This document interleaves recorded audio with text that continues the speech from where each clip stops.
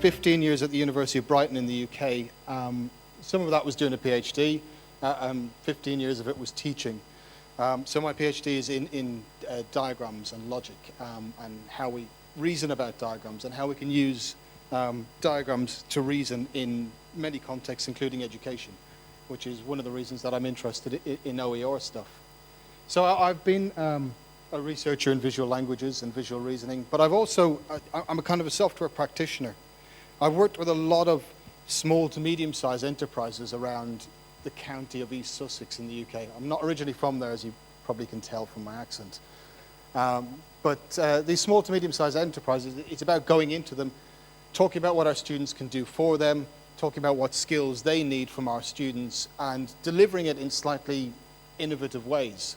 So I've actually shipped a lot of software. So I'm used to software. I'm used to writing software, and I've been involved with this kind of free software, open source thing since I could start writing code. But I would date the founding of kind of the open culture movement back to when Richard Stallman originally wrote the GNU Manifesto back in 1984. But that's a pedantic academic point we can argue about later.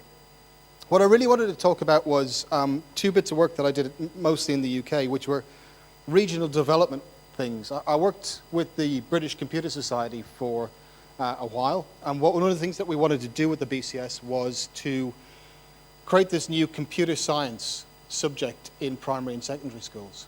So how do you bring on stream a new subject, and how do you put it into every level of schooling within a country that has, well, a population of, what is it, 48 million or something in England, which is the domain of the BCS, or 62 million if you include the entire of the UK.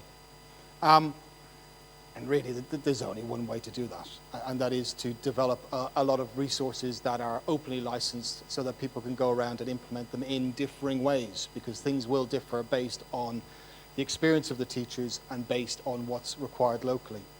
But I also I did something much more local in the town that I lived in Eastbourne in the UK. Oh, flashcards. Must remember my flashcards. The ones that actually have writing on them. Yes. So yeah, we established Tech Resort, which was, it's a makerspace. So we got a small grant. It was £120,000 sterling. So by comparison, it costs me at the University of Brighton about £110 sterling to hire a postdoc for 1 year. So comparatively, it's a small grant. Rented some space, bought in a bunch of 3D printers, brought in a lot of boys and girls from an underserved community.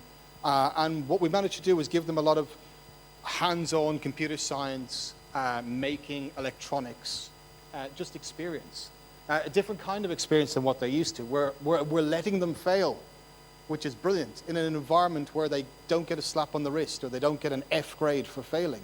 We're letting them try new things that they've never tried before and, you know, find out what they like. There might be things that they're not good at. So yeah, it went into underserved communities. I left that last winter your time, summer my time, and it's still sustainable. We've set that up in a sustainable footing. There are 9 employees, and I've had a bunch of really interesting results with that. One of them is the university access. We're serving underserved community, and what you see is if, as a university, you go in with arguably higher grade knowledge, we can reuse that and we can change underserved communities' opinions of what university is about. It's no longer something that, you know, they might go to in 20 years' time. It's something that they really want to do now because, you know what, this is cool. I can make things blow up. It's awesome. I mean, I'm not going to go on about it for too long, but there was some massive benefits to local employees. Because it was set up in an environment where we were taking lots of risks and we were allowed to fail, we were allowed to hire people from non-traditional backgrounds. We couldn't hire people with a 9-to-5 job. We didn't have the capital for it. We didn't have the budget for it. So we were able to hire people from who could come into the workplace part-time. And some of these people were from non-traditional backgrounds in the sense that some of them had, let's say, mental health issues and they couldn't work full-time. We're particularly proud of the 2 or 3 instances where employees have left us they've gone on to full-time employment because they found us as a fantastic bridge where they could come in and do some structured work for 6 to 8 months and then go on and go back to full-time working. The other thing for me was that it was a great bridge between the university and lots of local businesses. I could go into local businesses with a different hat on and say, listen, I've got a bunch of students here who are in secondary school, and they'd like some experience of what you're doing. Or suppose you want to hire these students in 3 years' time or 2 years' time without university qualifications.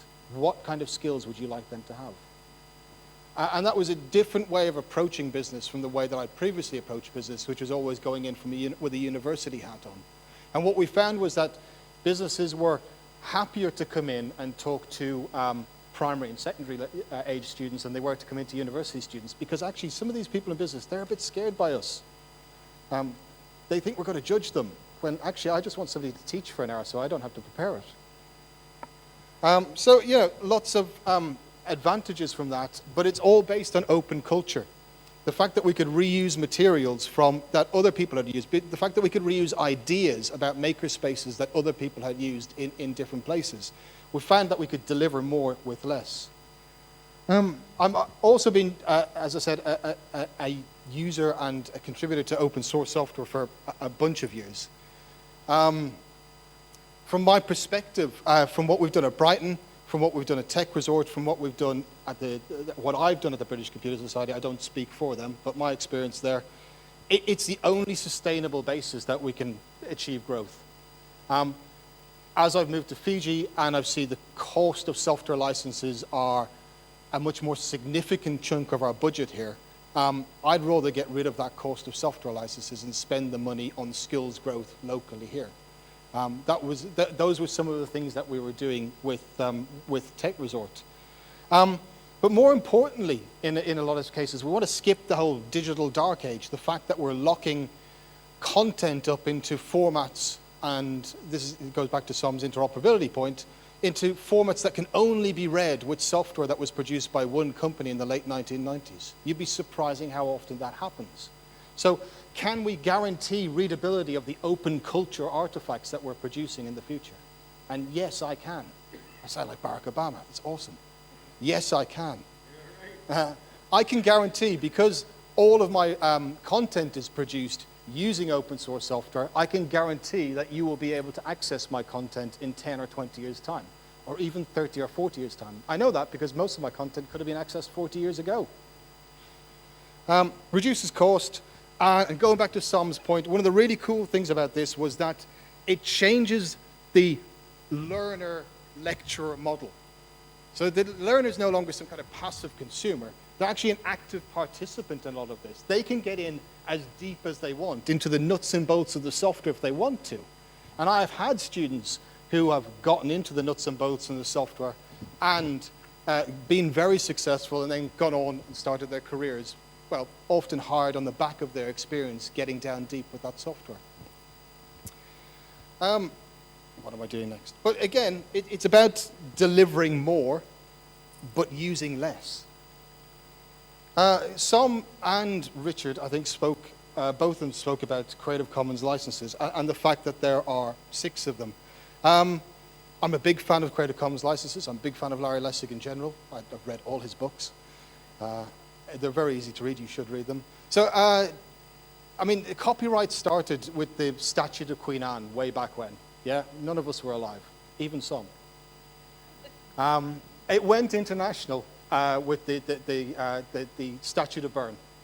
And if you've been working internationally, what you'll know about copyright is it's quite restrictive, because even after the Statute of Berne, it's interpreted differently in different places. So, for example, Germany has different interpretation of copyright law than the US does.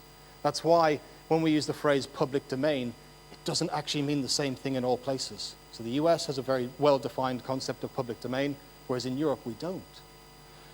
So the 6 licenses that Som showed earlier are definitely the license that I would tend to prefer, and I have preferred for this project.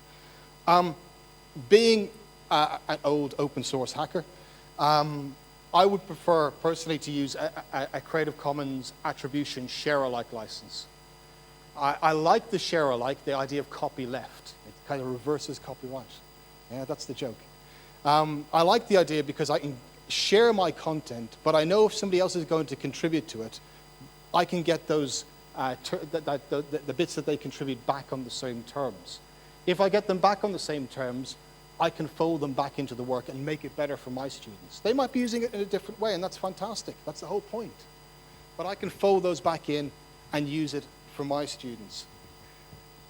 I do not like the non-commercial licenses in the Creative Commons. I don't like the non-commercial licenses in Creative Commons because I don't know what non-commercial means, and neither do the Creative Commons. Does non-commercial mean that as somebody working at USP, can I give my work to the University of Brighton, my old university, which is actually a commercial organization? Can they then teach using it and charge students money for the courses? Is that commercial use? Is it not commercial use? I don't know. I don't think it's clear internationally what commercial use means. So personally, I'm happy. Attribution's a given. We all attribute. We are academics. Share alike, I like. The copyleft, the hack that Richard Stallman applied to copyright to make sure that things were going to be shared in perpetuity.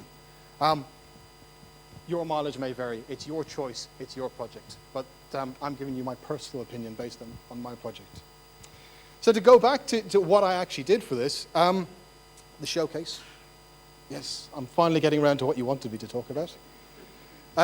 It's all about delivering more with less. And what we managed to do in 6 weeks was deliver something that changes CS111. CS111 this semester got 370 students on campus here and another 140 around the Pacific. So it's larger than anything I've ever thought before.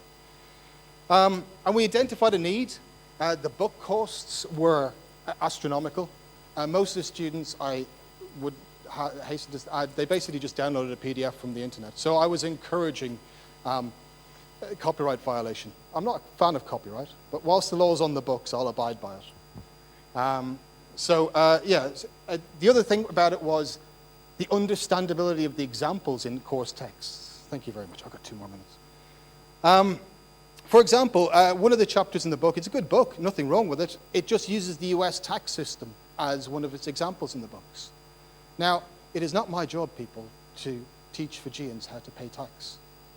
And it's definitely not my job how to teach Fijians to pay US tax. Right? And it's certainly not my job to try and introduce the idea of income tax into Vanuatu, where I'm told they don't have it. Right? So what can I do? Well, I could change the examples. Take a lot of the I'm not taking the content from that book, but keep with a lot of the same content, but change the examples so that they're more appropriate and more accessible to students here. I can talk about rugby, I can talk about selling kava, I can talk about soccer or netball, which is very similar to rugby when I've seen Fijian ladies play it. But it starts with the whole open source idea. It starts with the whole open culture idea. And within 6 weeks, we produced a book. I think there's about 7 chapters in it because some of the chapters are based on previous work. We've adopted it. Oh, there it is. Fantastic. Look, some of the content was originally written by Alan Downey. I corresponded with him afterwards. He's delighted. It's exactly what he wanted. He released an open source textbook. I threw away a lot of his chapters. I added in some that are more appropriate. I changed around the structure of the book because, like Richard said originally, we like to follow the structure of the book here at USP. So how do I follow the structure of the book but change the structure of the course? Well, I change the structure of the book. It's brilliant. It's straightforward like that. Okay, so in my last not 10 seconds. I've got 2 minutes. What I wanted to do and what I'm beginning to do is move to a kind of a more flipped classroom model. So we've got a lot of lab sessions in computing, and what I like to do is get the students to try the things in labs before I talk about them in lectures. Now, this is very scary if you've never done it before, and it requires a lot of patience from the educator side and a lot of patience from the student side. But I signal it way in advance, and I tell them this is exactly what we're doing. Let's be completely transparent about this. They go in, they try things, they figure out that it was difficult to do, and then when I present the slideware, because everything looks easy on a slide, they start to say, oh, that was the bit that I was missing. That was the bit I didn't understand. And because they see that that was the bit that they didn't understand, they're actually kind of getting more out of lectures, I believe. I've got no quantitative data yet to back this up.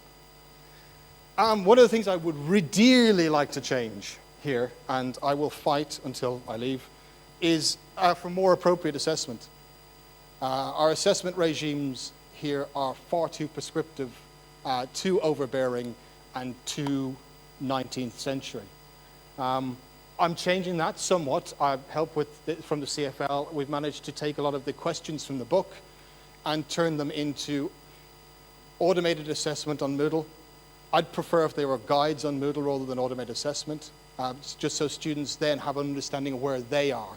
I want them to be able to, frankly, grade their own work, because I want them to have an understanding of how the quality of work that they're producing. And we're moving towards that model again.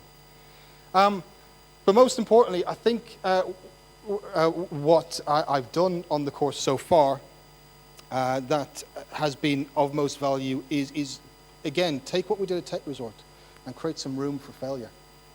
Our students in Fiji and around the Pacific Basin are very used to producing exactly what we want. Because if they don't produce exactly what we want, we give them an F. And that is, that's a life sentence for some of them. They've invested a lot here. So if I can take some of the assessment away, if I can give them content that's more malleable to them, and if I can give them lab sessions that are more accessible to them, and let them make mistakes in those labs, I think we're producing better learners. But that's all I've got to say on open access resources. Thank you very much.